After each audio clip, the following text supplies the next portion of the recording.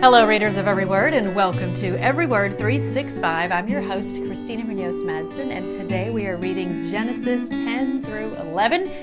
Welcome to day number 4.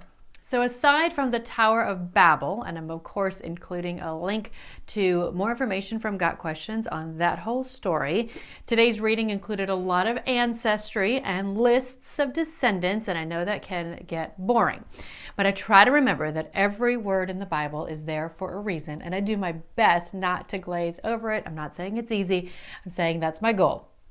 As for today's daily walk, has anyone ever shared about Christ with someone who did not speak English? If so, you'll have to share with us about how that went. It's hard enough to share with those of us that share the same language and culture, am I right? So this reminds me of a mission trip that I went on with my daughter Reagan, the only mission trip I've been on, when she was 11, and we went to Cuba. Although my mom was from Chile, I didn't grow up speaking fluent Spanish. Back then, there wasn't ESL in schools, and my parents knew that their kids needed to know English, especially growing up in South Dakota. And my mom was becoming a citizen and needing to learn English as well.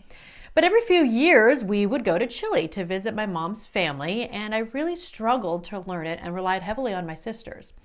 My Spanish got better in college when I got a minor in it, but the saying is very true. If you don't use it, you lose it. And we haven't been back to Chile since 2010. Well, our first night in Cuba, we go to a church home and I get asked to translate. Yikes, I was incredibly freaked out.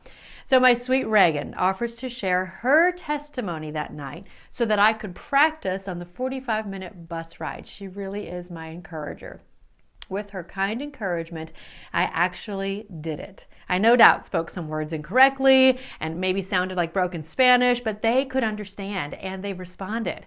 And it had a huge impact on my confidence in speaking more Spanish. So yes, language barriers can be a huge hurdle to overcome when it comes to sharing Christ with others. So I'd love to know your experiences with that. I also wanted to share a couple of thoughts that were pointed out by others that have done this study. So one was about the creation of other planets. Great question. And Got Questions, of course, has a wonderful link on explaining some of that. And the other was the use of us while God is creating humans and talking about the tree of life, using the plural for himself there, which I think is so cool. And there's more on that and explaining that in the link that I'm including as well. And that is why I love doing this again and again.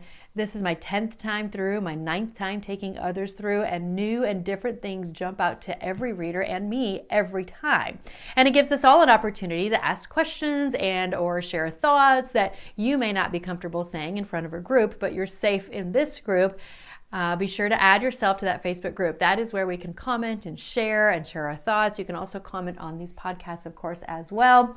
And that way you can participate in the discussions that come up. And if you don't want to discuss it, that's fine as well. This is a very personal experience and personal journey. So on that note, I believe I have added everyone that has requested to be added into the emails and the Facebook group. But if you know of someone that has asked about it and is not getting the emails, please let me know. I love that so many people want to read every word of the Word. I also strongly encourage you to share your goal of reading through the Bible with someone else. Ideally, someone who is doing this with you, but either way, the accountability will really help you reach your goal if you say it out loud and tell someone else that you're trying to read every word of the Word. Tomorrow's reading is Genesis 12 through 14. You are doing great. Happy reading.